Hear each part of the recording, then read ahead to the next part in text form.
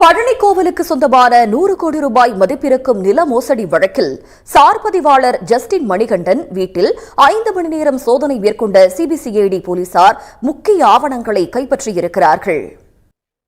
செய்திகளில் தொடர்வது சிறிய இடைவேளை. தொடர்ந்து முக்கிய நிகழ்வுகளை விறுவிறு செய்திகளாக காண்போம்.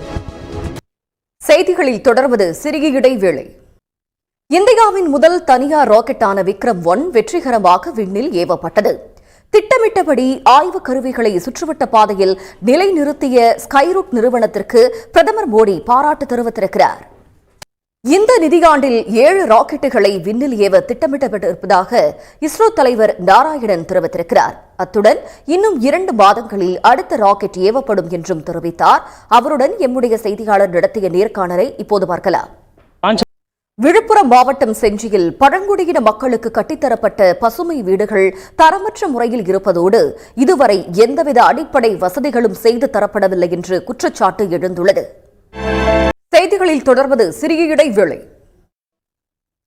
72வது தேசிய திரைப்பட விருதுகளில் தமிழ் திரைப்படங்கள் 9 தேசிய விருதுகளை அள்ளியிருக்கின்றன. அமரன் திரைப்படத்திற்கு 3 விருதுகள் கிடைத்த நிலையில் கேப்டன் மில்லர், மகாராஜா ஆகிய திரைப்படங்கள் தலா 2 விருதுகளை வென்றிருக்கின்றன. இனி தமிழ்நாட்டின் முக்கிய நிகழ்வுகளை எக்ஸ்பிரஸ் செய்திகளாக பார்க்கலாம்.